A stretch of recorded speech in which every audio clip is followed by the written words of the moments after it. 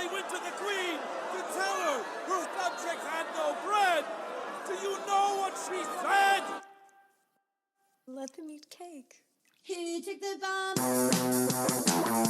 We're getting screwed, man. Every time we turn around, we're getting screwed. Oh, the revolution's going to be through podcasting for sure. That's the only way we talk. It's the little guys that take the brunt of everything. It's got to stop. Peasants, man. We're just peasants. Every one of us. You watch those old movies, you see the peasants in the background with the kings and queens walking around. We're those people. We're those people. Good morning, peasants. Welcome to another episode of the Peasant's Perspective. I always look over at the chats right as I do that. Doug Wyatt, good morning. We had a great episode with Doug yesterday, actually. If you hadn't had a chance to go listen to it. Nice, big, long interview show. Really good one. And Pony Boy, good morning, as well as Ron in the chats there. Peasant's Perspective, good morning. So, saw something a little bit funny. Obviously, we've got all this health and human services fraud, welfare fraud, right? And over in Minneapolis, they have called out the big guns. They've been doing these press conferences outside of these daycare centers, and the choir has arrived. Okay. These guys are ready for you.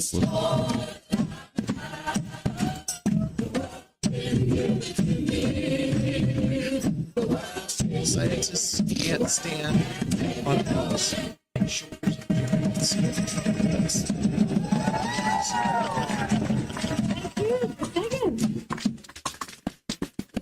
Thank you, Rapid Response Choir.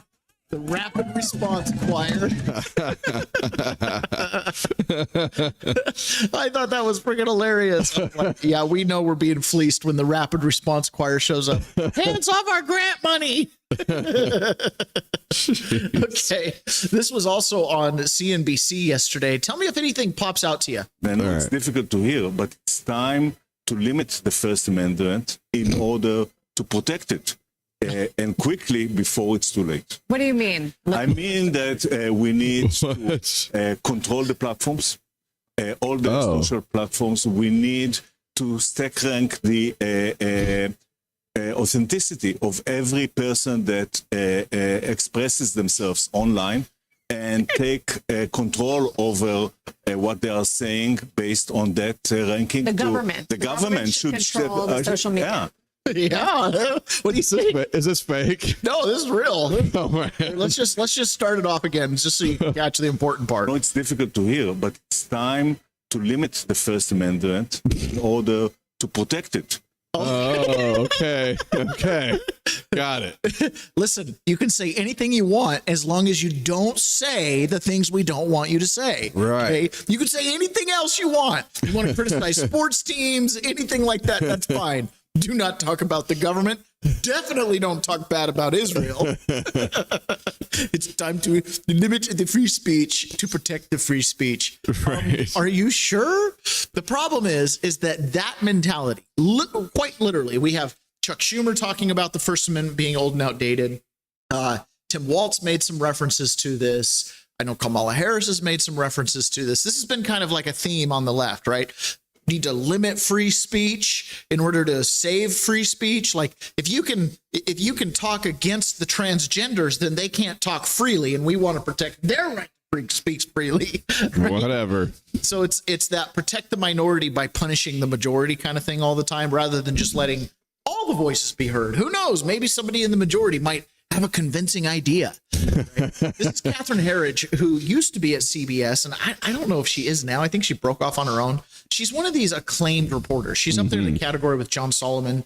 Good, solid work, a lot of breaking stories, a lot of long form journalism that carries stories over the course of years. Considered one of these good ones. Well, she had a chance to interview Elon Musk, and CBS, they weren't really down with that. When we're talking about limiting free speech to, quote, save free speech, these were the people on broadcast TV, right, who allegedly, in the name of free speech, we just don't swear online on TV, right?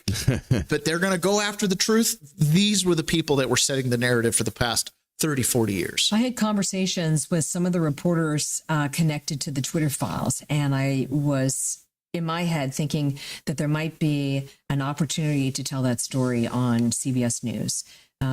We had a number of topics under discussion. They didn't go as far as we had hoped. But at the end of the day, this opportunity to interview Elon Musk was developing. So I went to the CBS executives and I said, this is the opportunity that we have. He's saying, I want to do it live and on my platform. He's one of the most influential human beings on the planet. And the reaction from the executives was, well, we can't do it live. And I was like, what do you mean we can't do it live? It's like, well, we don't know what he's going to say. I was like, well, I'm thinking, isn't that the point of journalism? You don't know what the person's going to say? Well, you know, it has to be taped. We have to have the ability to edit it. It has to be on our platform. We have to control the platform. We talked at one point about whether we could do it sort of like a simulcast between the streaming network and maybe X, but everything just got shut down. It's one of the biggest interviews you could ever have. I felt so ashamed, frankly, that I never went back to Elon Musk and said, listen, they want to do it, but they've set all these conditions on it. I couldn't do that. This is someone whose DNA is free speech. And how do you tell someone who's committed to free speech that your network can only do it taped and only if they edit it, and it can only be on their platform? I couldn't go back to him with that. Yeah, thank you. Only if we can edit it. It kind of makes you wonder about the Kamala Harris interviews, right? I mean, a lot of the networks got hit with, I don't know if that's how Kamala Harris really answered that question. You know, your jump takes are a little bit off. And then at the same time with Donald Trump, how many times did they interview Donald Trump and they would cut off his explanation to something and just play the rhetoric that he said or something, like all the time? We live in a world where we don't have, like, we have the illusion of free speech. You and I can sit here. We have the scaffolding of it. Yeah, we have the scaffolding of free speech, but there's not a lot of people climbing that ladder. You know what I mean? There's not a lot of people getting to the top of it. Thank goodness for people like Elon Musk and Truth Social and Gab, who actually kind of held space for the conservative voices during the dark, dark days of 2021 and 2022. It got pretty dark there. I mean, we experienced censorship here on this show, and we got our entire podcast library, the whole thing, taken off of Spotify. So we're back on Spotify because, you know, new account, new decade, but we were completely taken off, and we never were really told why. I assume it had to do with connecting some dots between Dr. Fauci and coronavirus simultaneously with Mitt Romney and Ghislaine Maxwell, Hunter Biden and Burisma and all kinds of stuff. Boom, you can't be heard. Now, one of the things that I noticed when I was in college is obviously with the topic of political science, it's about control, governance, and how to deal with human vices, murder, theft, property rights violations, you know, violence, all of these challenges that happen. And the default in world history has basically been some form of dictator or authoritarian strongman in the form of a king, tribal clansman leader, you know, some form of a all-powerful executive, imperial leader, something like that. Well, in the last 250 years, you've seen imperialism and you've seen monarchy and you've seen dictatorship kind of fall out of favor around the world, right? It's no longer cool to be a dictator unless you're Bukele down in El Salvador. We're going to talk about that in a second, okay? So it's no longer cool to be a dictator or a monarch. So you have democracies and republican forms of government that most of the planet has the illusion of that, right? But human vice is still the same. And it takes, as it was said by our founding fathers, the Constitution is for a moral people. What does that mean? When he says the Constitution is for a moral people, how do you interpret that? I interpret that the assumption is that the people are God-fearing and they have an internal moral compass that at least they know right from wrong. It's really the second thing, right? The topic of God amongst the founding fathers was a debate they didn't want to have because they did have very different dogmatic beliefs about this Well, I really only said the first one to support the second one. Yeah. But the biggest thing is a moral compass, right? And moral people are a people that go, in my society and in my culture, things like murder are wrong. In my society, things like theft are wrong. They're wrong because they're wrong. They're not wrong because someone will punish me. They're wrong because they're wrong. So if you have a society that teaches children how to play nice in the sandbox, share, respect property rights, respect personal space, don't do wanton acts of violence, that's a moral people. So now you can have a constitutional framework with everybody operating on independent levels, and then they just, interact with government when someone steps out of line or something like that. That's the whole point of a constitutional representative form of government. When you lose the morality, the North Star, the compass, right? When people no longer are not violent because violence is wrong, and they're not violent because somebody that's more violent will protect the person I'm attacking. Does that make sense? When that becomes the reason why you don't do certain things, now you're in the world that we see in the third world, where the cartels rule the day, right? Sure, you might go pick on a little guy, but if you go pick on someone that has cartel protection, right? Might is right. Huh? Might is right. Might is right. Exactly. And so this gentleman here is a African gentleman, and he's talking about how to reform Africa. Now, in Africa, there's been a great experiment with democracy and trying to impose Western governments in that country. The problem is many of those countries don't have a moral people. Okay. They don't have that. They're based in tribalism, territorialism, clan ideologies, super diverse religions, which some of them have warlike characteristics, right? So it's very difficult to impose a republican form of government in a place like Africa. And this gentleman's making just that point. And I want to make this clear, right? The reason that our form of government for 250 years now has worked is because we have had a moral people. And they might have morals, but they might just look a little different than ours.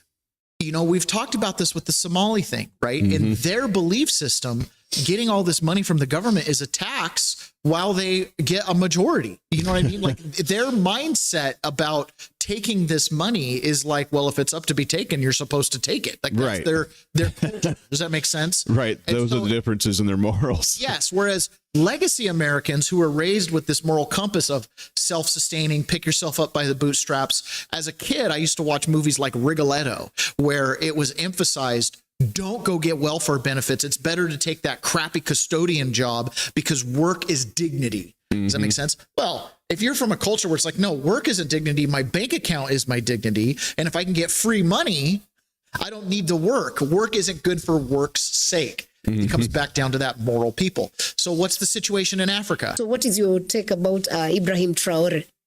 He has become a model. And I said it once, I'll say it again, even on your platform. Africa does not need democracy. What do we need? It's a smokescreen of lies, which allows imperialism and neocolonialism to continue. Africa needs dictators. Africa needs military dictators. Military, not just any other dictator. Military for security. Dictators in that they must dictate the right thing. We need people that are purposeful, cutting down the bureaucracy of democracy and getting things done. If you walk up into your parliament right now, you'll have papers the size of this room of good ideas that have never been implemented, roads that have never been finished, buildings and hospitals that have not been repaired, but budget approved and voted. It's in the pipeline. It's in the pipeline. And in the midst of that pipeline, procurement, corruption, and preferential procurement, looting and stealing is happening. How does a minister walks into government with 50,000 shillings become a millionaire in 2 years with a salary that can't afford 3 pairs of shoes? Where does he get the money from? Any government minister who becomes a millionaire after being to a government office is a thief. True. That's very true. There's no millionaire who becomes a millionaire through government salaries. I make that statement loud and clear. So this whole concept of democracy is a facade, the entertainment for the poor, to think that by voting a president into power, they've actually put a man in control. We need people like Traore, who wakes up in the morning and said, I need 3,000 trucks of road equipment on the road by tomorrow. And 3 kilometers from Ghana into Burkina Faso. They are there by tomorrow. I need a hospital there. I need an aeroplane manufacturing industry there. I need and you need to give a president power. The one who can decide, not the one who can steal, the one who can decide and make a change. That is good. Not the one who can steal, the one who can decide. Sounds like a Republican candidate I'd vote for. The bureaucracy of democracy. He's not wrong, right? Now, what he's looking at in Africa is clearly a subset of people who cannot self-govern and have no history of self-governance, right? So it might take a strongman leader to create institutions that can outlast the strongman, aka George Washington built a country that outlasted the strongman. Does that make sense? Because in his heart, he didn't want to be king. And so he built a system that he could give to his children, which he didn't have any of his own children, right? Which became kind of the nation. That's the whole concept here. So I get it, right? And I understand in a world where freedom of speech causes chaos, in a world where the government wants you to believe a lie and some Nick Shirley shows up and says, hey, this doesn't smell right, I get the impulse to want to control it. But are we a moral people? Can we self-govern and make our own decisions? Can we become the entrepreneurs that solve problems in the future? And do we have a culture that allows us to do that? Right? In America, we do believe we have this entrepreneurial spirit that you can do anything you want to do. But have we stopped to consider that maybe our culture has changed because of the bureaucracy of democracy? And I'm not here saying we want any other system other than a Republican form of government with democratic principles, right? At all. But is there some truth to this idea that democracy, or even our Republican form of government, has become so bloated that we're getting to the point where we can't protect ourselves? We rely on the government to protect us, but we contribute nothing to that conversation. And is it starting to be baked into our culture? Does that make sense? So this is the you've mentioned who this is. His name is the Anduril founder. Is it Palmer Luckey? Is that his name? Yes. Okay, so Palmer Luckey talks about movies and how movies not only reflect the people, but they also encourage people. And he talks about the movie October Sky, right? It's about like rocket science and stuff like that. And he says you couldn't make that movie today. Our culture is being destroyed by a pro-litigation, pro-nanny state approach. I was talking with a major movie studio exec recently about a film. Has anyone seen October Sky? October Sky, great movie about kids building rockets, hurting themselves doing it, burning down buildings doing it, really helped to build our aerospace industry as they became adults. October Sky, fantastic movie made by Touchstone, which was a Disney shop. And I was asking this exec, why don't we see more movies like October Sky? He said, oh, this question I can answer ridiculously easy.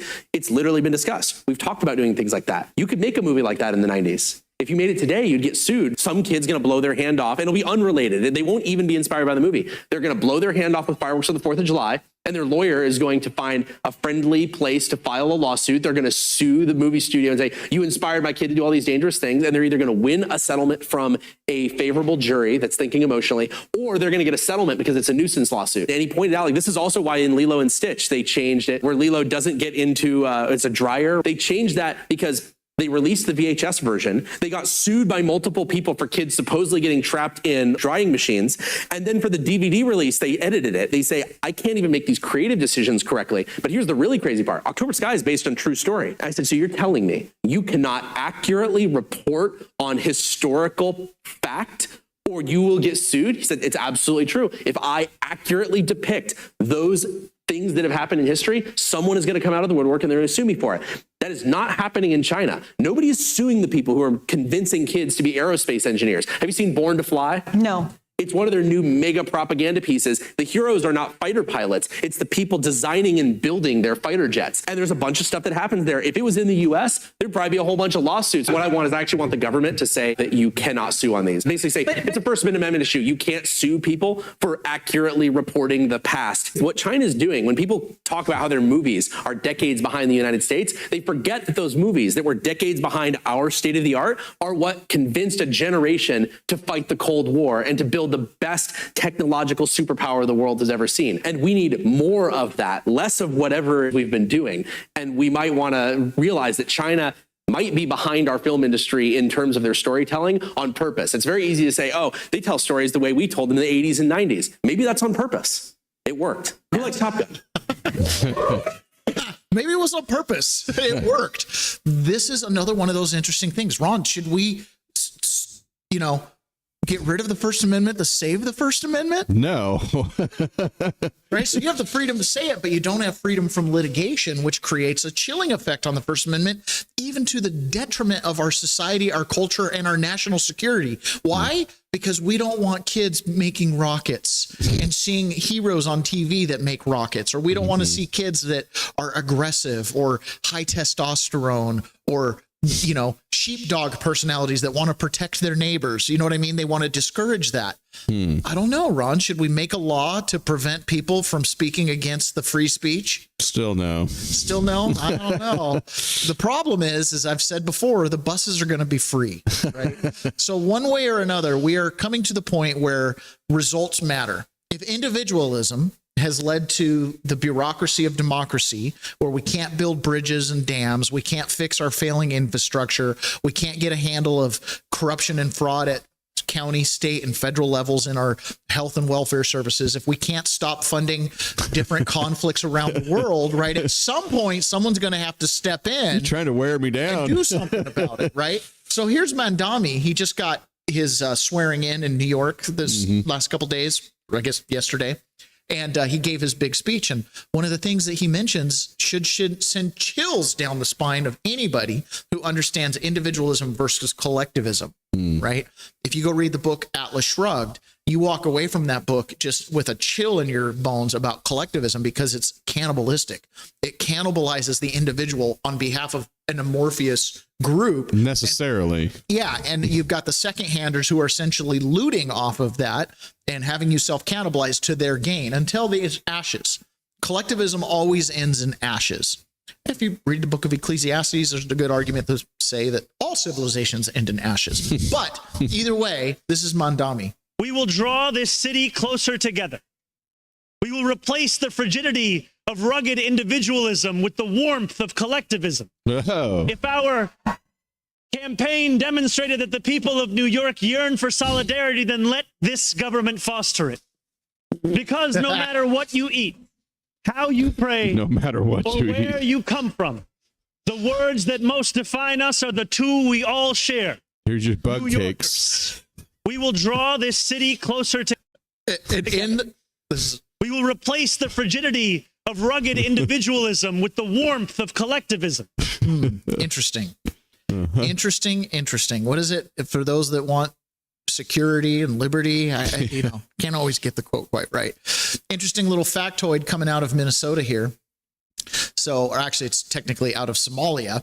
So, Somalia's, and Elon Musk retweeted this, Somalia's Minister of Foreign Affairs, who owns a healthcare company in Ohio, is receiving tax dollars, also owns another LLC with the same address as the Somali money transfer organization accused of funding terrorism. Whoa. His business partner appears to work for the money transfer org too. This just keeps getting worse and worse. So the Somali Minister of Foreign Affairs owns a healthcare company in Ohio and is receiving American tax dollars, and also owns a money transfer, a wire transfer, shop that can do international wire transfers and funds terrorism. Well, you got to cut out that middleman. Is Somalia a terrorist nation? I don't know, but their foreign minister funds terrorists with your tax dollars. And it's not even like USAID creativity. It's straight up being stolen out of the welfare system. Now, I don't know if, there's been a lot of attention on the Somali community. And some people have said it's not that this is unique to the Somali community. It's just that the Somali community was not good at doing it. Right. So all the stuff is out there online to be seen. The shell companies aren't really appropriate registered. I mean, how in the world does the Somali foreign minister think that he can put his name on a US LLC? Right. I think at some point someone's going to connect some dots. Like, you got to put like a brother-in-law or somebody in there that doesn't share the last name. You know what I mean?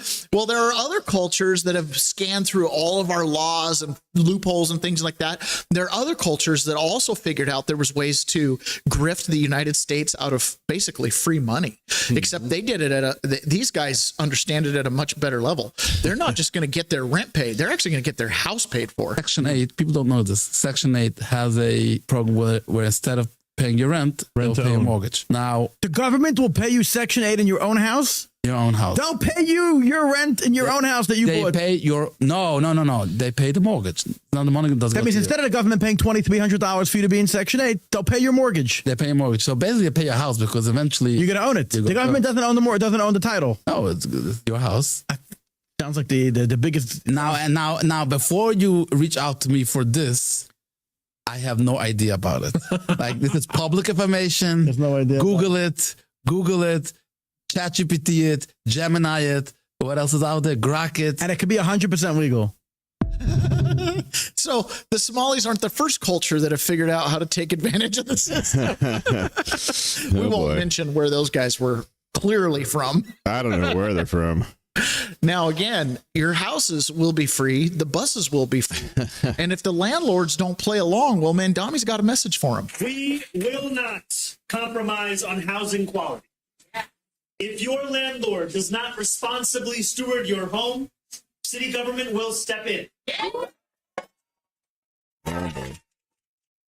We will make sure that 311 violations are resolved, and we will hold slumlords to account for hazardous and dangerous threats to your well-being. See, the problem is slumlords, watch out. Slumlords, watch out, aka every landlord. Yeah.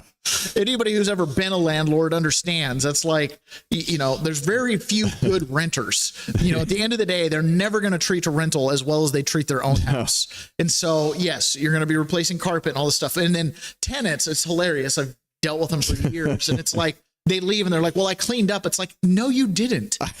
I wouldn't have needed to rent a U-Haul to move more stuff out of your house. How come I'm using a rake and a shovel? Yeah, exactly. See these pictures of your carpet? No, we did not want you changing your motorcycle in the front room. You had to change the carpet. It wouldn't steam clean out. I vacuumed before I left. No, you didn't. You know what I mean? Anyways. This is a huge problem, right? The social safety service fraud is a big deal. It was nice to see Idaho kind of jumping out in front of it. And I think a lot of it is places like Idaho recognize something as a state that we need to recognize. So Elon Musk tweeted this out. Yes, it is the biggest crime in history. Kevin Bass says, I crunched the data. I made a map. States with no effective voter ID requirement average nearly 8 times more welfare benefits to illegal immigrants compared to states requiring voter ID. Shocking. We talked yesterday about the patronage system, right? This is patronage. These Democrat states that have open voter ID are able to pay immigrants, pay illegals, pay felons, pay entire demographics of people that are low IQ, low information voters and participants in civic society, and they funnel it through the health and welfare services, and we all pay, right? We all pay for this. Your grandkids will be paying for some of these bills. Yep. It is a huge deal, and clearly it can shift entire elections. I mean, you look at that map there, and that's the entire Democrat voter base. So how do you attack this? How do you actually fix this and fix the system itself?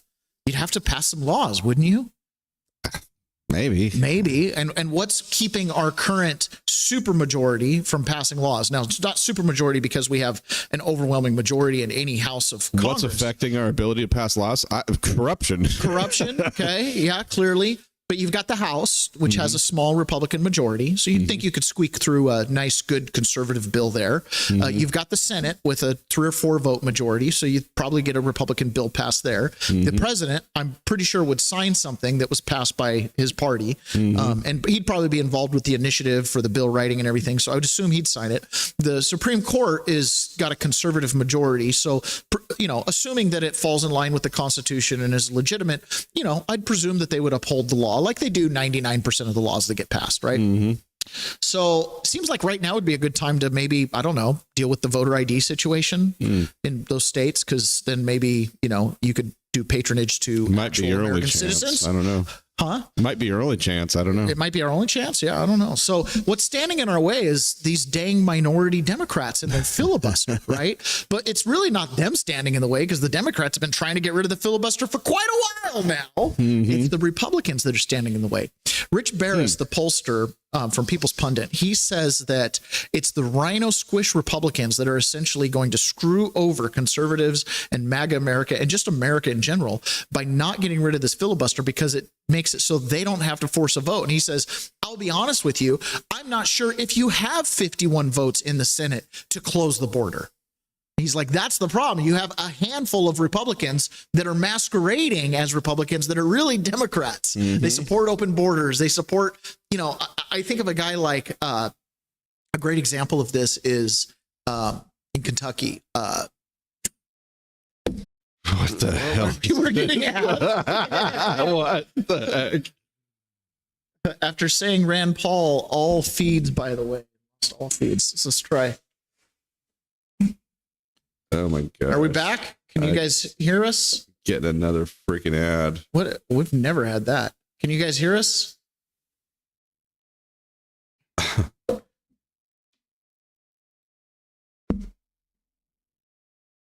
It's like a replay. I don't know if we're back or not. Clip on live. Oh. Rand Paul strikes again. Can you guys hear us at all? Can anybody hear us? Are we getting like back? How is this happening here? Okay, I think we are back. Okay, so I can see me there. We're back. Ponyboy says we're back. Okay, so Rand Paul had dirt back. Where were we? We got that censorship. Rand Paul, it was Kentucky, that Kentucky mafia. They're like, no. You guys remember the AT&T data center on Christmas a couple years ago that got hit by what looks like none other than a missile in Nashville? Or I guess. Oh yeah, I do remember that. Just happened to be a critical infrastructure hub for, it's like missiles going off. There's so many things with the election stuff that's hairy like that. Like just a random explosion on Christmas morning in one of the places that you would need to go look for the digital footprint of the revelation that there was are we talking about the same story where the 140,000 votes or whatever they needed they couldn't use because the servers got nuked? No, that's a different story. This was it felt disconnected, but sleuths online were like, wait a minute, that was an AT&T server room that is at the, like that server room technology wise is at the center of where this traffic was that we need to look at. And Michael Dell made statements about it. Anyways, it's not even Kentucky, it was Tennessee. But all right, so the thing that's keeping Republicans from passing things like voter registration, better even more better tax laws, fixing the immigration system so it's all not all being held together by executive order, right, is the filibuster. You just need to get rid of the filibuster. Now, conservatives obviously hesitant to ever change anything or do anything, aggressive or progressive. They haven't wanted to do this. But Senator Mark Wayne Mullins, who originally was a no to eliminating the filibuster, is coming around on it. Going to have to nuke the filibuster in the Senate. The argument being that if Democrats ever win back, they're going to do it anyway. So if Democrats win the House, they end the Trump agenda, essentially, for the final 2 years of his presidency. So get everything you can get done, if you're not worried about politics, in the next 9 months, nuke the filibuster, enact the agenda. Well, the president has said that. He's talking about all the time, a nuke filibuster. Problem is we're still playing politics. It's an argument to be made. I kind of leaned on the side of, for a little bit of going, well, should we really nuke the filibuster? Because once you do that, it is nuclear. It goes nuclear. It opens the door wide open. And I was like, why would we open the door wide open for the Democrats? But I was in a meeting with leadership just recently, in fact, last week, and I brought this point up, guys. Does anybody in this room believe that the Democrats aren't going to nuke the filibuster? And if they do, what they're going to do is they're going to go after all the courts. They're going to try to pack in the courts, not with 13, not with 11, but now they're saying 23. And you're going, okay, if we know they're going to pack the court, if we know we think they're going to make Washington, D.C. a state, Puerto Rico a state, maybe Guam a state, and that why wouldn't we just go ahead and do it anyways? Because we're not interested in the politics of it. We're interested in the policy of it. Why wouldn't we install good policy? The argument was then, well, but they will undo everything we did, to which I said back to him is like, okay, how do we know they will undo everything we did? Because if it's sound policy and they do undo everything we did and it put us in havoc, then maybe it'll backfire on them. Because if we believe they're going to do it, then why don't we just go ahead and get it done and do what the president's wanting us to do to put all this policy forward? And so there was a conversation that's taking place that's saying, well, maybe we don't do all the filibusters, but we just do it when it comes to appropriations. Well, that's where the policy is made to appropriations anyways. I think that's a sound policy for us to have a serious conversation about, because we only have 3 years here. And the president is laser focused on setting a foundation for the golden age to be rushing in and set it up for whoever the next vice or the next president is going to be. Is it going to be JD? Who knows? I'd say right now JD's probably the front runner. But if you set the foundation, a solid foundation for somebody to build on, because you don't have to worry about a reelection, which is the advantage that the president has, then let's go all in. And I'm in that favor where you're at right now is let's go all in. Let's get this thing done, because we're not going to get immigration policy done with bipartisan support. It's not going to happen, because the Democrats are never going to give us a win on this. We're not going to have good, sound policy when it comes to reforming the Unaffordable Health Care Act with the Democrats. They're not interested. I mean, we see what they've done. They want to do a clean 3-year extension on a failed policy that has a 90% fraud rate on it. That's horrible. 10% is horrible. This is 90% fraud rate on it. And yet they want to do a 3-year clean extension on the premium tax. And so we know they're not interested in it, so we need to do it by ourselves. And so my position on the filibuster has changed. When you look at that map of the United States and you see that states with no voter ID are taking, what was the number? I closed it. It was 8 times more in Medicaid welfare payments. 8 times. 8 times. Right. This is a big multiplier, all based on a correlation that there's no voter ID in those states, which means that they're a magnet for illegal immigrants that then can actually flip an election. And you've got the patronage system going on. Well, some of those states actually have Republicans that are in those districts and things like that. Makes you start to look at it and go, is there a possibility there's some Republicans that are in on this patronage system? Clearly there are, but why wouldn't they want to structurally fix this, right? And like you said, if the Democrats come and vote it back, at least they're on the record for voting it back. And if they screw it up again, it's on them. The way it is right now, we all get the blame for this system because we're not changing it. Yeah. So Nick Shirley was on with the All In podcast, and he's now taking his efforts from Minnesota and he's heading to California. Hold on, before we go on, are there different kinds of filibusters? So there's a filibuster for different types of votes. So there's votes for nominees, there's votes for budget bills, there's votes for independent bills, there's votes for judges. So because he was making it sound like you could get rid part of them. So Chuck Schumer got rid of the filibuster for confirming Supreme Court judges. Okay. Right. And so then Mitch McConnell, it was like, well, you guys screwed this up. And then Trump got 3 judges in. So maybe he's making the statement of that you're going to get rid of the filibuster isn't really entirely accurate. You're just going to get rid of the filibuster only exists as a creation of the Senate. Right. Okay. They created it to slow the process down, basically, and give the minority essentially a veto vote. Because if somebody's willing to get up and talk long enough, it never gets out of the hearings. And that's where it happens, is in the hearing. And the filibuster doesn't actually happen. They don't go and talk the bill to death. They just go, we're going to use the filibuster. And Mitch McConnell goes, dang it, debate this bill. Right. And so they don't even have to say they're going to use the filibuster. The the Republicans just assume they will. So the bill never gets to debate. It never gets out of the committee meeting. It rarely even gets to any discussion at all if the filibuster is rumored to be used. So it's like, well, we're not going to even waste our time if we can't pass it. Well, sometimes you just got to put people on the record for the way this is starting to sound more and more like it's just a weapon against the people. The bureaucracy of democracy. Right. Africa needs a strong man. If the people are not moral and they're willing to steal from their government and steal from their neighbors, maybe they just need. Let's make sure the process is the punishment. At the end of this, the buses will be free. Houses will be paid for. Okay. It's just a question of, are we going to have any freedoms along with those free houses and free buses? So this is Nick Shirley taking his attention to California now. So the more we expose this stuff, the more the pressure is on the Senate and the House to actually structurally change things. Because one of the most frustrating things is, even in the last couple of weeks, they voted more money for these programs that he just said there's 90% fraud in Obamacare. And I guess the Republicans are being pretty good about not extending it right? Which is going to cost the American people a lot because their premiums are going up and their copays are going up. Right. But what was the term that he used that they wanted to just like let the budget go through like clean? They didn't want to change it at all. They just wanted when it goes through clean, that means they're not changing it. They're accepting they're not changing it and they're not debating it. So yes. Any poison pills that are in there, they're there. Right. So Nick Shirley says he's heading out to California. Now I understand why he's going to California because they're big. They got a lot of people.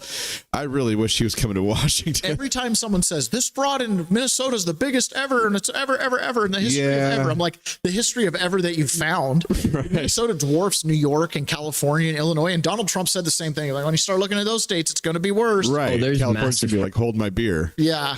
Fraud in California. I mean, the homelessness has just increased as they receive more money. And that's just one part of it. And like you talked about the light rail and everything like that, the fraud is like crazy in California and they have the highest taxes. Yeah, they want more.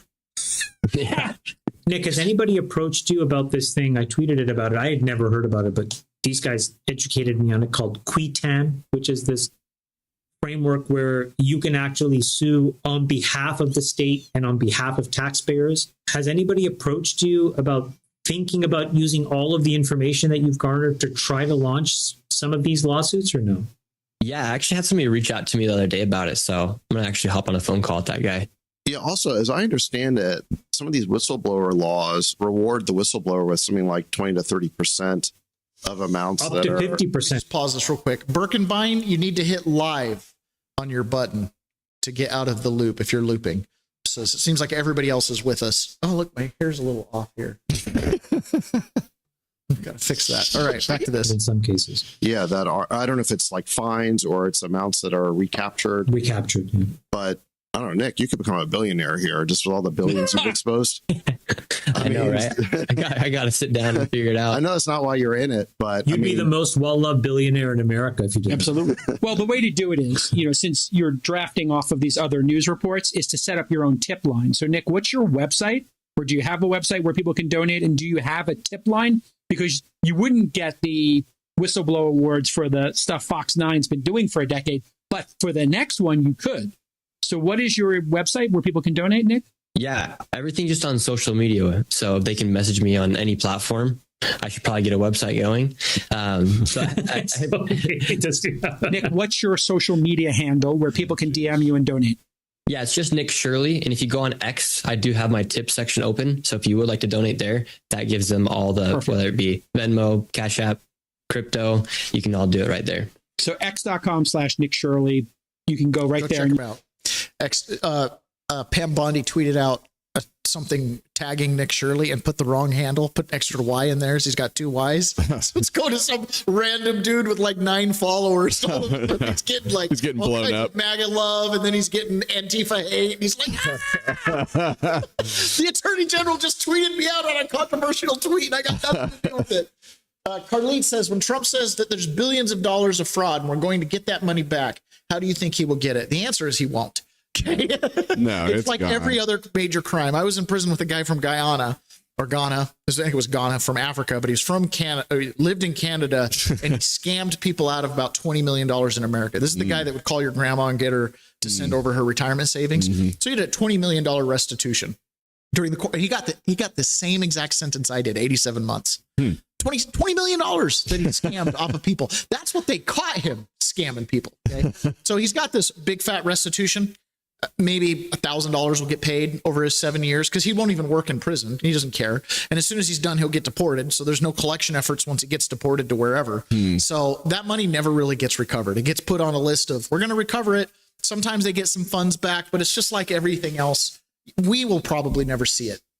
It'll just go back into the government coffers, right? Maybe pay down the national debt or get used for, I don't know, airstrikes in Iran. Which, by the way, I haven't covered it, but in Iran, there's been like 5 or 6 consecutive days of pretty significant protesting in the streets. And there's 2 camps in these protests. There's the we want the king camp that are protesting on behalf of the Ayatollah. And then there's the anti-Ayatollah protesters. Trump put out a truth this morning and basically told Iran, if you shoot the protesters, we're coming for you. So apparently we are the world's police, and we're even policing riots in Iran. So Don't love that. I'm sure he'll just strategically strike some, important facilities they have. But Iran, don't shoot your protesters. Same thing in Venezuela too, please. All right, so Jim Waltz from the state of Washington, he is the GOP state chairman. So this guy right here should instill fear in all Democrats in the state of Washington, because this is the man that holds the keys. If you want to run for governor, you got to come kiss this man's ring.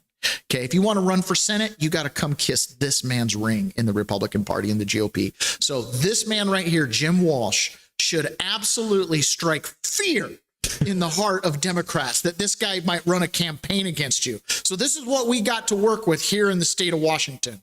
All right, and I know we've got some local listeners. Yes, this is the guy that we're out there working for when we go to our local Kitsap meetings. This is the guy setting the tone. This is significant money. Put it all together, and it's getting into the billions. It's a lot of money that the state of Washington is paying childcare providers with not enough accountability for how that money is being spent, where it's being spent. And that's the empowering part of this controversy, is I think there are private citizens who are seeing that they can do something. This is significant money. It's significant money. I know that strikes the heart of fear into all the Democrat legislators in Washington. Because they're like, oh no, Jim Waltz is on the case. More fraud and wasted money in Washington state. Oh no, it'll be a campaign topic. I'm going to move to Oregon. Oh my gosh. As you can see, I'm not really super high on the Washington state GOP, because when I look at that, it just doesn't inspire me. Like, I don't feel like there's college kids that are like, yeah, I'll canvass my local apartment complex for Jim. He's just so dynamic. 2 milk toast. Jim's great. Yeah, okay, sorry, so dude. we've got it all figured out here. So you move to Washington and you're a Somali, and this is how you get it done. So you are a Somali in Washington state, and you have 4 children. You have 4 children. Your Somali sister lives next to you with her 4 children. Okay. You tell Washington state you are an in-home child care provider. Your sister tells Washington state she is also an in-home child care provider. Legit. Both you and your Somali sister now apply for a state-paid child care because you are both working. Now you are ready for this. Got it? You're both child care providers. Really? Welcome to Washington state. You and your sister are approved for state child care. Awesome. Yep. Your qualifying job is being a child care provider to your sister's children. Your sister's qualifying job is being the daycare provider for your children. Okay. Washington state pays in-home care providers between $24 and $33 an hour per child. I'll show the math. 4 times 24 times 8 equals $768 per day. Now you work 5 days a week taking care of your sister's kids while she works taking care of your kids.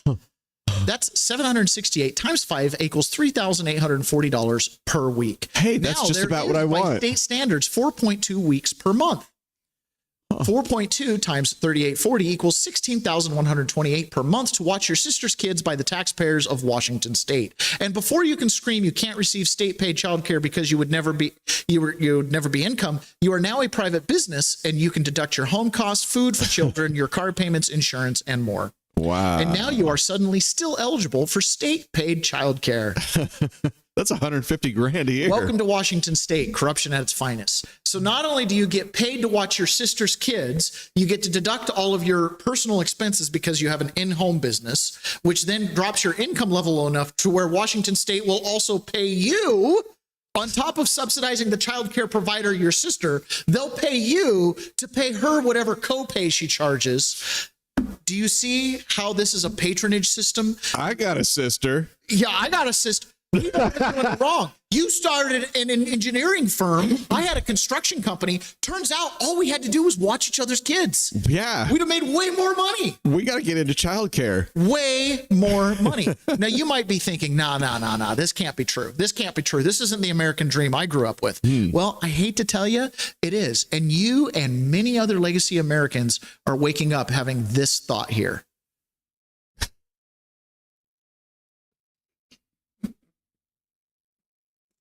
You killed the sound. Give me the sound. I'm going to share a shocking truth with you.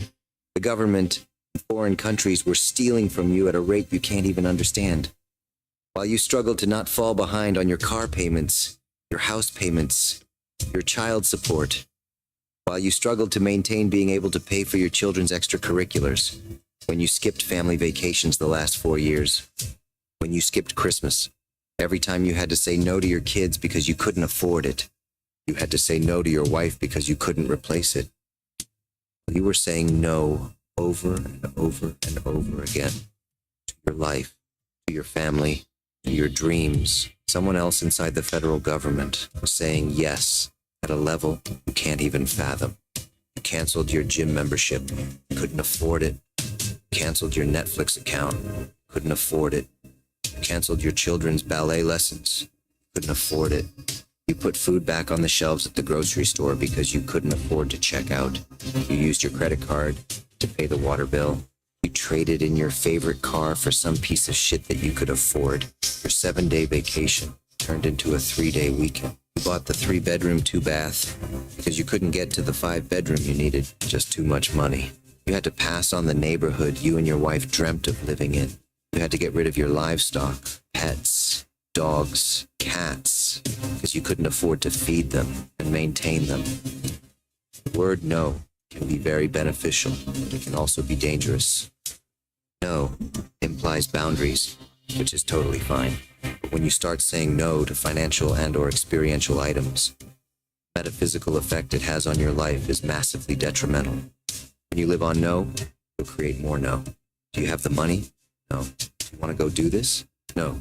Dad, may I have this? No. You got us as a country and as a people so deep in the nose that you couldn't even say yes to God anymore. You couldn't even say yes to your miracles. How many of you are conditioned to say no to things that you shouldn't actually be saying no to? No to opportunities, no to memories. There's nothing worse than saying no to a memory. You're saying no to creating a memory that's foundational, that's impactful. You'll block everything good that God has for you. And the theft of the American public created a society of no. They were stealing like you can't even believe.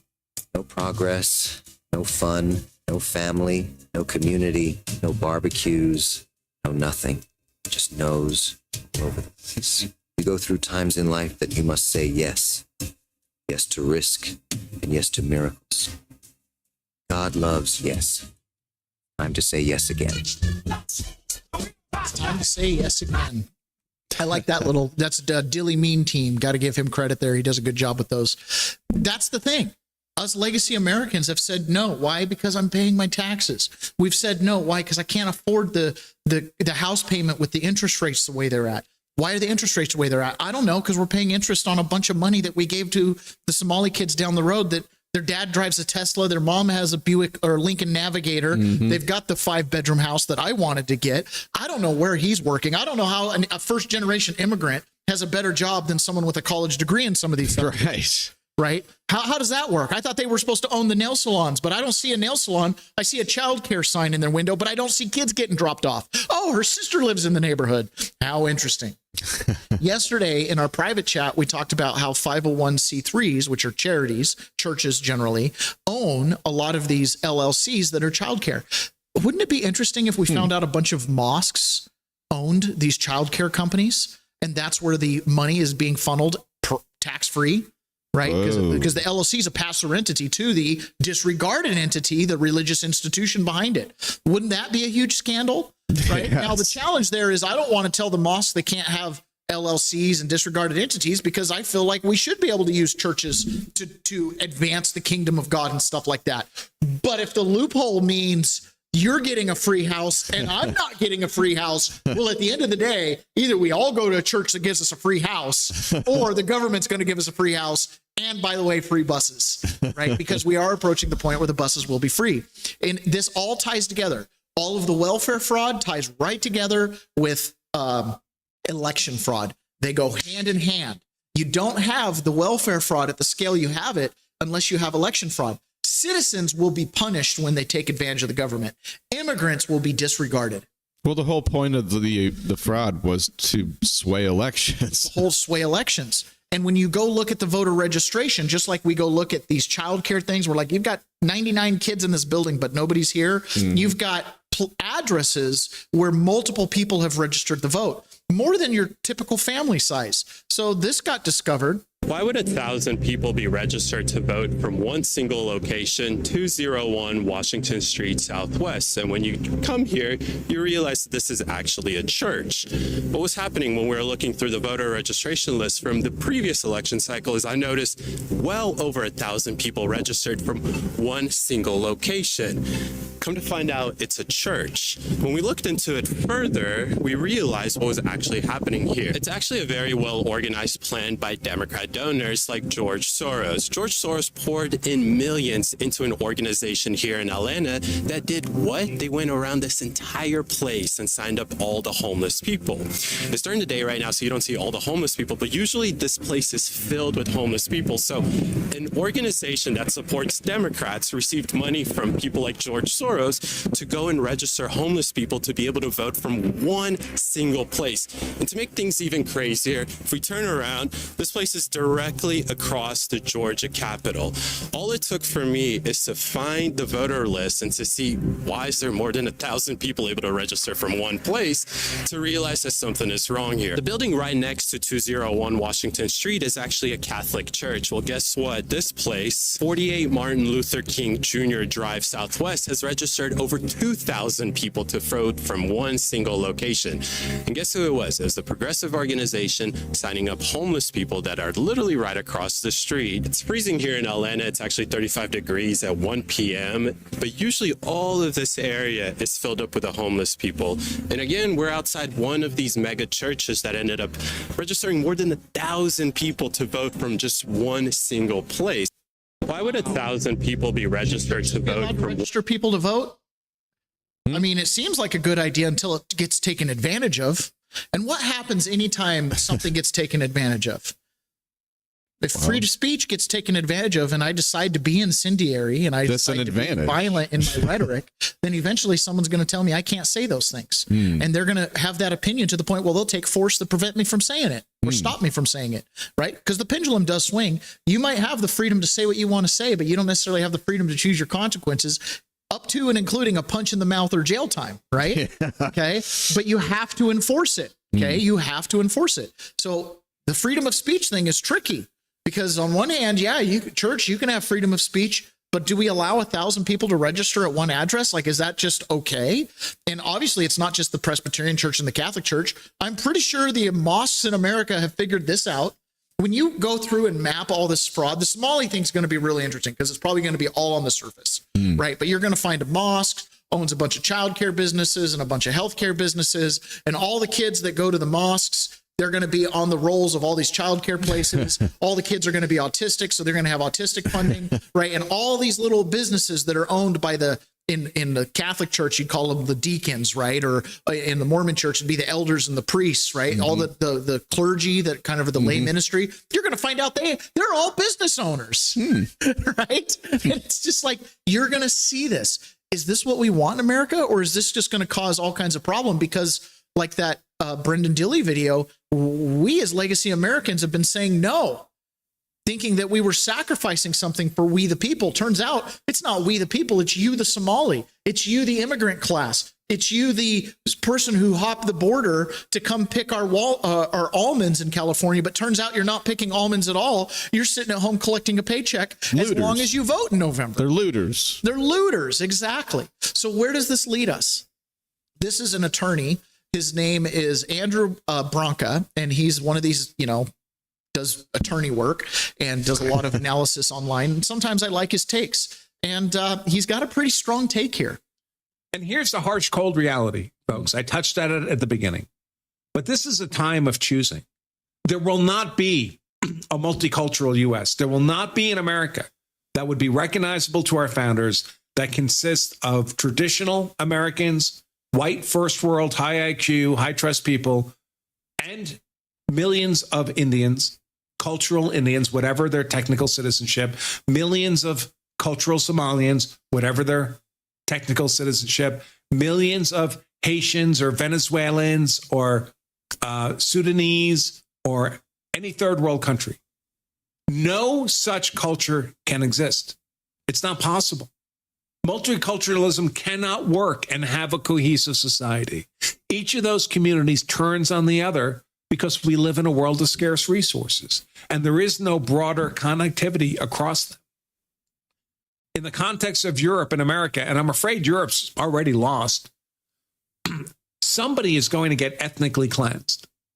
Someone has to leave. We can't all live together. There are irreconcilable differences. We have to have a cultural and by extension, a racial divorce in America. The only question is who's going to be cleansed? Is it going to be white people eradicated from America? America's no longer a first world nation. We're degraded to third world status. That's one option. That's one path I can see happening. Or the only other alternative to that is this remigration, this cleansing of America of these third worlders. I know it's racist. I know. I don't care. Those are the only two possible outcomes. Somebody is getting ethnically cleansed. The only question is who.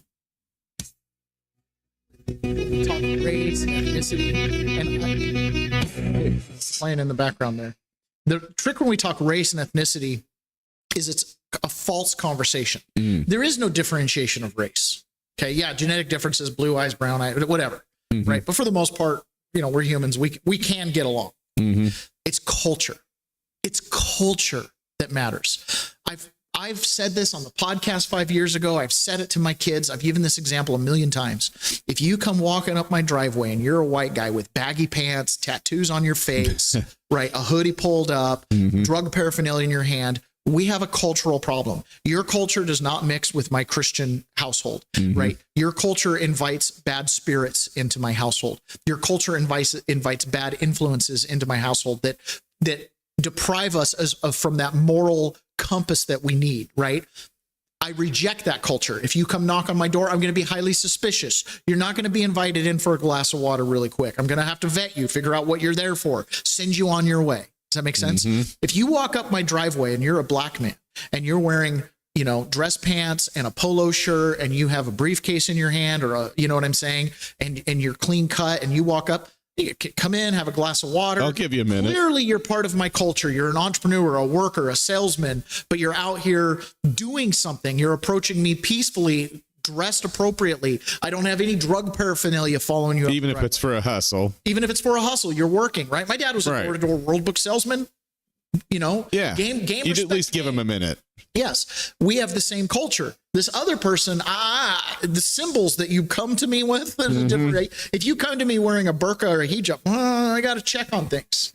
You know what I'm saying? Yeah. And this is really scary. I remember Christmas of 2020, after Trump lost the election, at my Christmas, when I went home for Christmas in Boise, I read an article to my family about balkanization in the United States and how people are going to start siloing because cultures can't coexist. It doesn't happen. One individual can drop into a community and whatever, maintain their little household culture. But when you have entire Somali cultures, some of those people that talk on those microphones that say they've been here for like they were born in America. And I'm like, I can't hear that you were born in America. It sounds like you were born in Somalia. Like if you're maintaining accents in America, your culture's too thick. Does that make sense? For real. If you can't get rid of the accent. So this right here is a meme that was posted by Mark Mitchell, the Rasmussen Reports pollster. And I've been really watching this Fallout series on Amazon. It's really good. It's really good. So this is one of the scenes from there. This is one of the guys that's let's just put it this way. I posted, if you know, he's a funny actor. Yeah. Now this. Okay.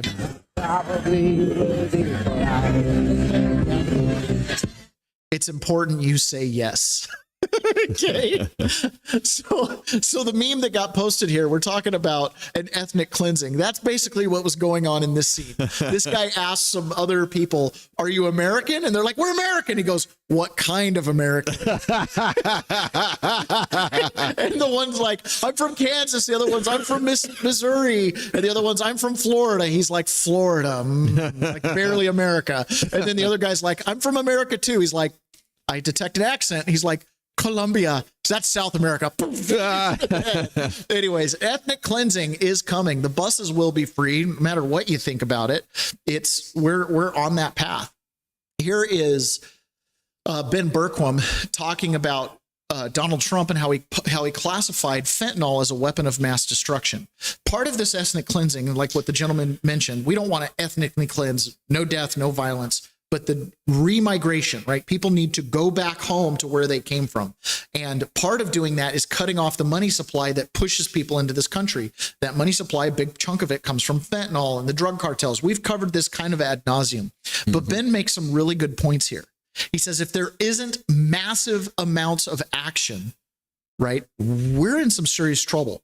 It can't just be the little, one of the things you realize with the Somali thing, if you were to go after every single person, like, you know, the mom that has the home daycare center that's clearly making $100,000, in my opinion, from fraudulent means, there's more people on those services that deserve jail time based on the amount of money they've stolen than we have beds in prison. Right. We don't have the capacity. Which means most of your daycare providers that are doing this aren't going to be arrested. And then it starts to go up. And once you go up the bureaucratic level, hands get cleaner and cleaner. All I processed was an application. Right. You know what I mean? So how do you actually stop this? You're going to have to go after the politicians that enabled it. You're going to have to go after the judges. You're going to have to go after these people that ran these wholesale programs. Like, there needs to be department heads of the Department of Health and Human and Child Services in the state of Minnesota needs to go to jail as a proxy for all the people that we can't put in jail on their behalf. It's pretty clear. The cartels run places in Mexico and Venezuela. Claudia Sheinbaum said, we're not allowing any American intervention into Mexico. Look, the president designated 8 different cartels as foreign terrorist organizations, 2 in Venezuela, 6 in Mexico.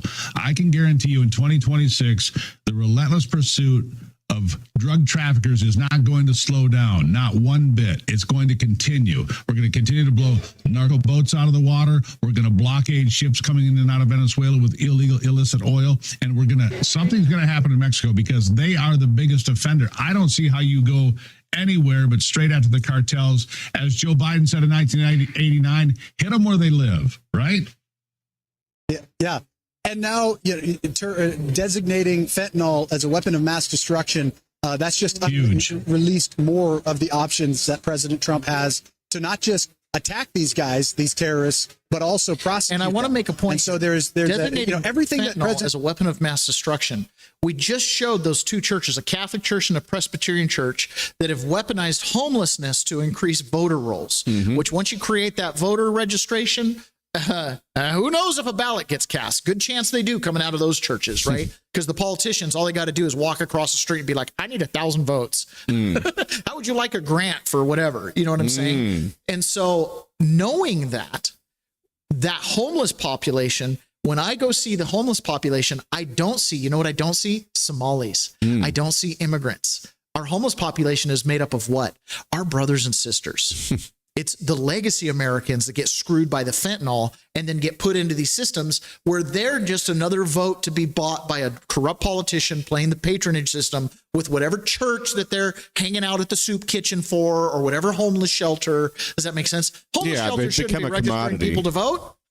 They've become a commodity. They become a commodity. So the fentanyl is what destroys our outlook on life to become the commodity. Meanwhile, whatever opportunities that you had, that bright-eyed American kid, they bring in an immigrant and they put them right on that career path. Meanwhile, our homeless population is primarily legacy Americans and veterans. Trump is doing right now is an assault against the enemies of this nation. But think about this. Consider this. And it's the same thing that I was told when I was down in Mexico. I asked, is anything going to change now that we've cut the heads off the snakes of these cartels? And the reporter down there, Aaron Ibarra, told me, not until you start arresting the politicians. And you look at America, and it's the exact same thing. The same politicians that are aiding and abetting illegals in their own community, whether that's in Minneapolis, Minnesota, or Chicago, Illinois, or Portland, Oregon, or Salem, Oregon, or Los Angeles. These politicians that are aiding and abetting the cartels, you can guarantee there's money coming from the cartels, either directly or indirectly to them.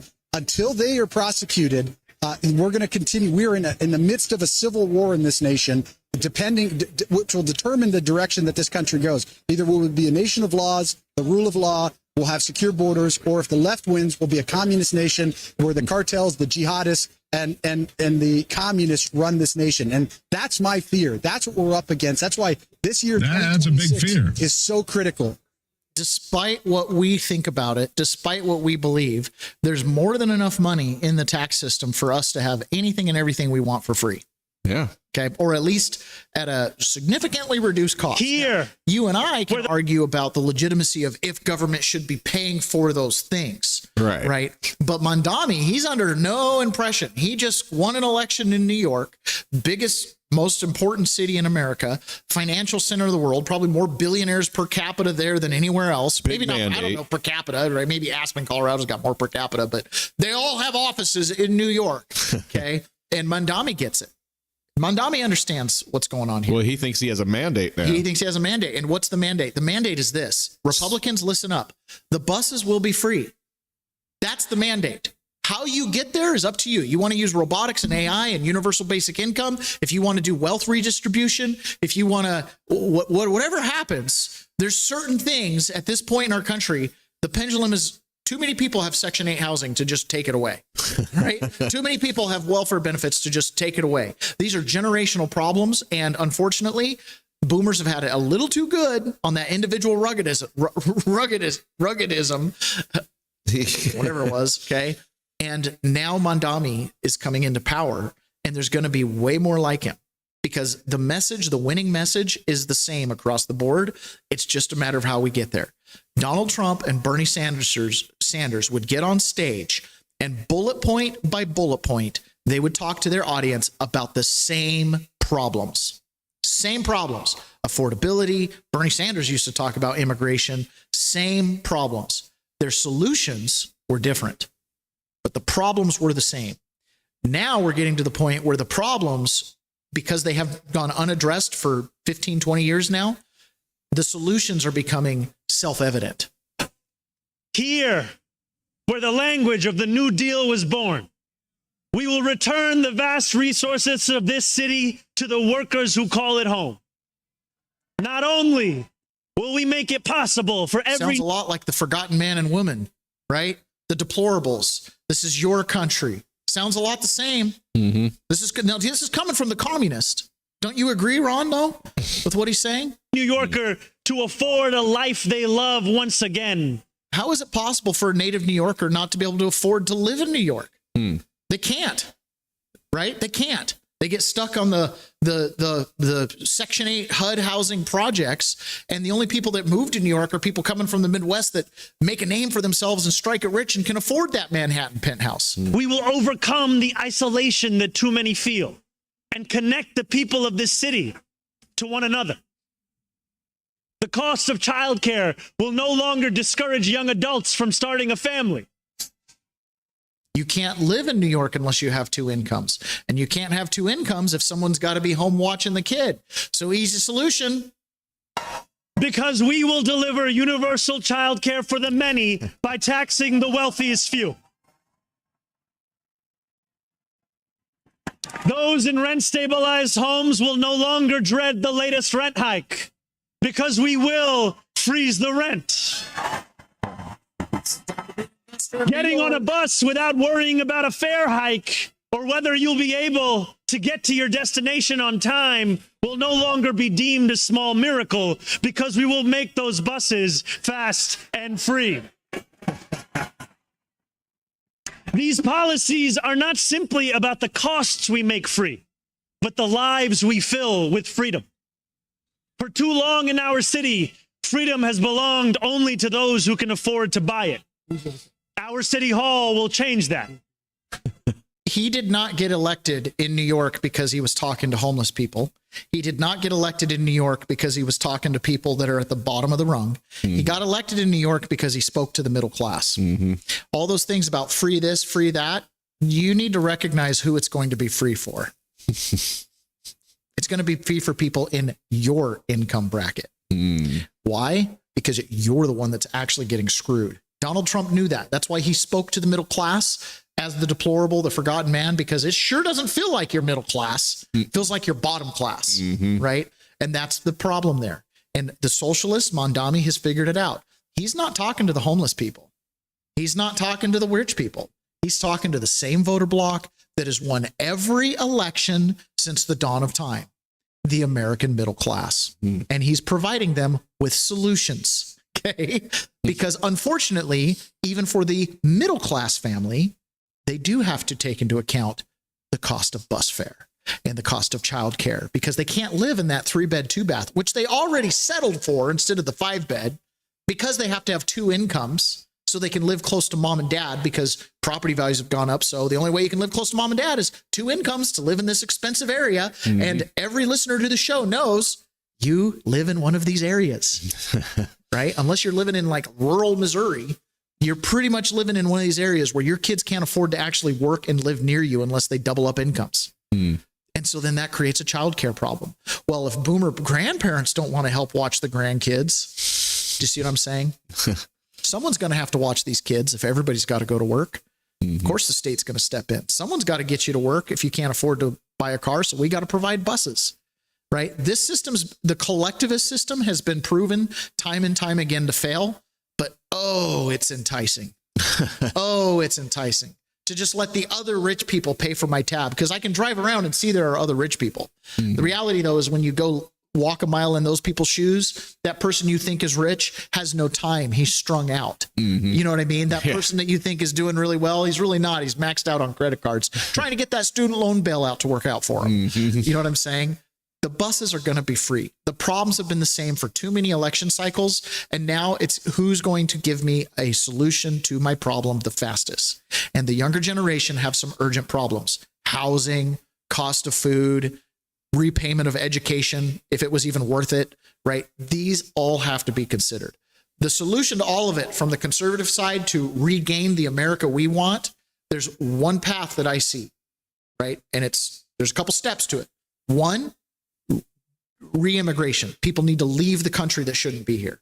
Come off of the social safety net. That money needs to be put back into the system, and ideally just pay down the national debt, whatever. Kind of like a debt snowball. But if those people aren't here, they can't collect the benefits, right? The next thing is fix the election apparatus and the election system so that we can have fair elections. At that point, I believe that we're going to flush out a lot of bad policy makers, and we're going to get the feudal system. Yes, you're going to have bad policy. Mondami clearly won New York, right? And it's going to fail, but they won't do the same thing in LA. That's the beauty of the feudal system. We can try different experiments. But at least if you get those two things done, then you'll at least have ground to stand on and to fight for the stuff that you want policy-wise. Exactly. Tom Holman was on the Charlie Kirk show, the guys that keep running the Charlie Kirk show after Charlie's gone, and he's talking again about this idea like there will be an ethnic cleansing in America. You've got blue state governors that are doing everything in their power to stop the deportations. Why would that be? Oh, it ranges everywhere from votes to patronage to corruption to, ideology of self-hate. Like all of these are factors as to why these blue states don't want to work with Tom Holman and the Border Patrol to deport people. But Tom Holman is like, hey, this has got to stop. You guys have elevated the rhetoric, which the American people are now turning on their own police force, the government who's trying to help them. All right. You guys are running on the problems. We're trying to fix the problems and you're trying to make it worse. And Tom Holman is giving a warning to the blue state governors. It's time to back down. It's time for you guys to step aside and let this happen. But I hope there's more we can do legally to get these guys to stop impeding the good work that you guys are doing, because it's so important. A lot of these mayors need to go see jail cells as far as I'm concerned. Well, and governors. I know things you don't.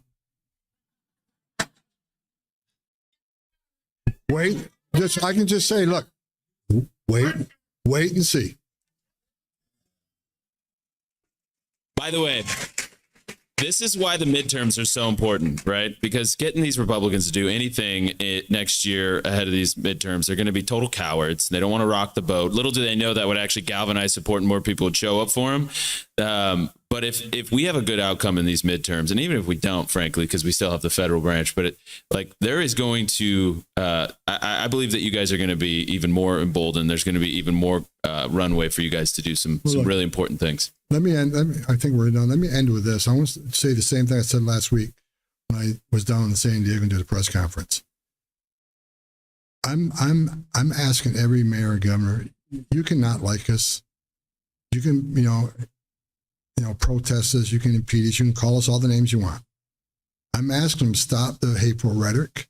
Yes. Because I said back in March, if the hateful rhetoric doesn't die down, there's going to be bloodshed.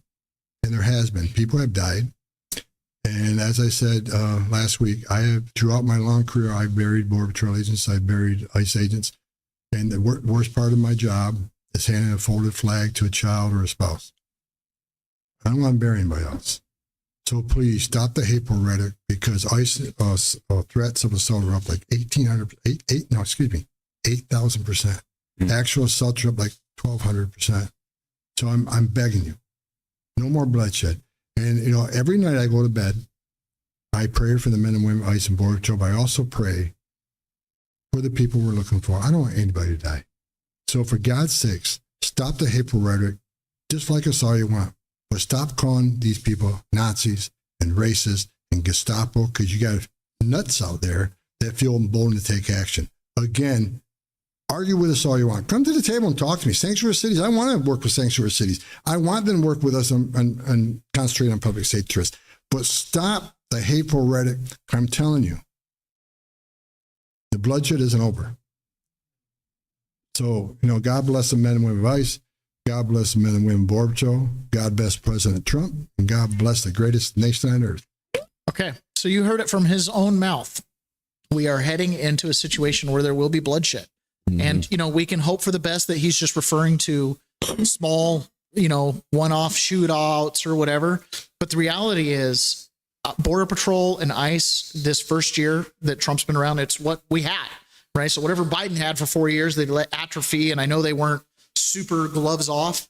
Trump took the gloves off, and we've just had that group of people doing incredible work, really, for what they've had. But this entire year, they've been hiring, they've been training. And when Tom Holman says, listen, back off, I believe it's because there's going to be a surge. How do I know there's going to be a surge? Because they're telling us. And these new Border Patrol agents are not like the last Border Patrol. We're granted rare access inside the U.S. Border Patrol Academy. We're under President Donald Trump. The curriculum has changed. This is the fastest I've ever seen government move. One of the biggest changes, a new pursuit policy. Our last pursuit policy, we would let them go. So they knew that the Border Patrol would not pursue them. Execute. That's no longer the case. Feel that? Oh, yeah. They're also rolling out new firearms technology for better aim. The new implementation is the MRDS, which is a miniature red dot sight. Is it a game changer, though, for you? 100%. Really? Yes.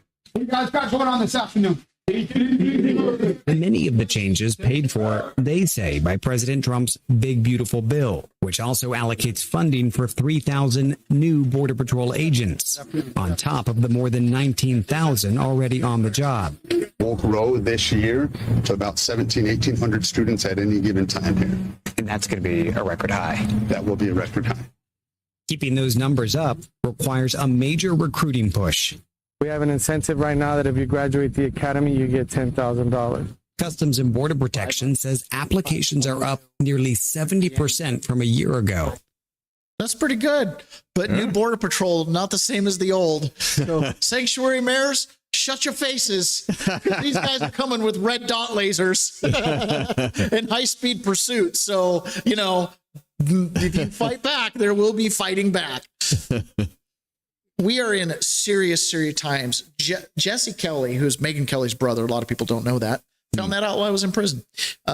Jesse Kelly knows Dan Bongino pretty well, right? I mean, they were kind of associates in the podcast space. And I think they became personal friends the way he talks about him.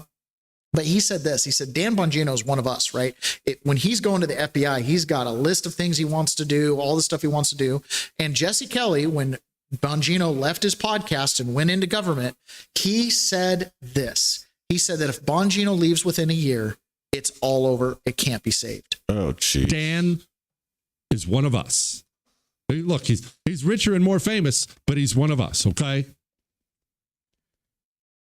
If Dan leaves, that will tell me everything I need to know. That will tell me everything I need to know. And that's, honestly, it's the day I dread. It's the day I worry about. There, I just told you. If I wake up What's that, Chris? Am I hearing he's going to? No. Let me be clear. Let me clarify.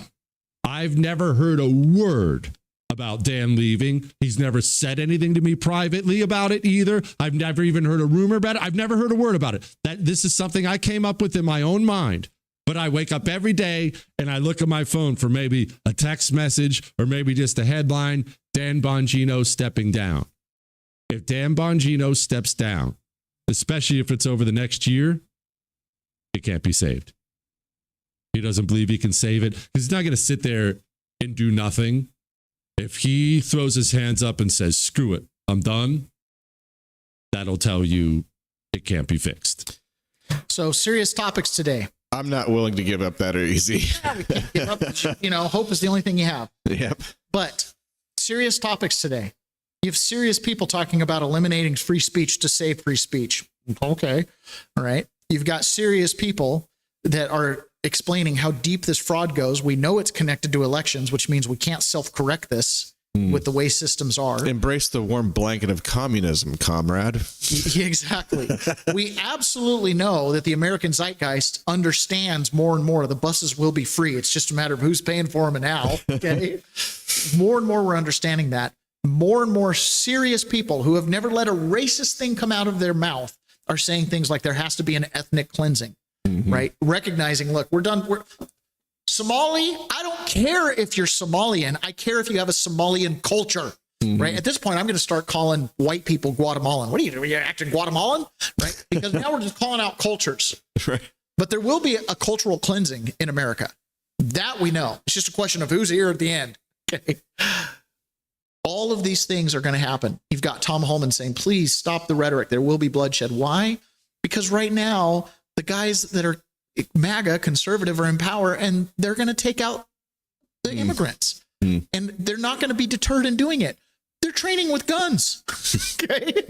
They're so serious about this, they moved 87,000 IRS agents over to ICE and Border Patrol. Which, by the way, when they're done with the remigration, they'll go back over to the IRS. So just get ready for it, folks. All right. It's time for us to jump over into the private chat. We are going to cover quite a few topics there. We're going to be talking a little bit about vaccines and the history of vaccines and just basically how we've been lied to the whole time. We're going to talk a little bit about January 6th. One of a fellow J6er, Will Pope, is still fighting his case in court. And he put an interesting motion to compel the raindrop theory discovery. We'll be talking about that. And then we will also be hearing again from Anduril founder Palmer Luckey. He's going to be talking about Chinese hardware and how it spies on us, and it's in everything. We're going to be talking about Lily Phillips, who just got baptized. If you don't know who she is, good. And then we're going to be talking a little bit about silver. So we got quite the private show. We hope you guys are with us on Rumble Premium. That's how you're able to listen to us on private. And thank you so much for joining us today. Had a great audience. Sorry I missed a lot of the chats. There, but yeah, we had the reboot thing. Anyways, thank you guys so much for joining us, and we'll talk to you again tomorrow. Don't forget to go listen to yesterday's shows. We actually had two: the interview with Doug, and then we did a normal news show. So we'll talk to you guys on the private side.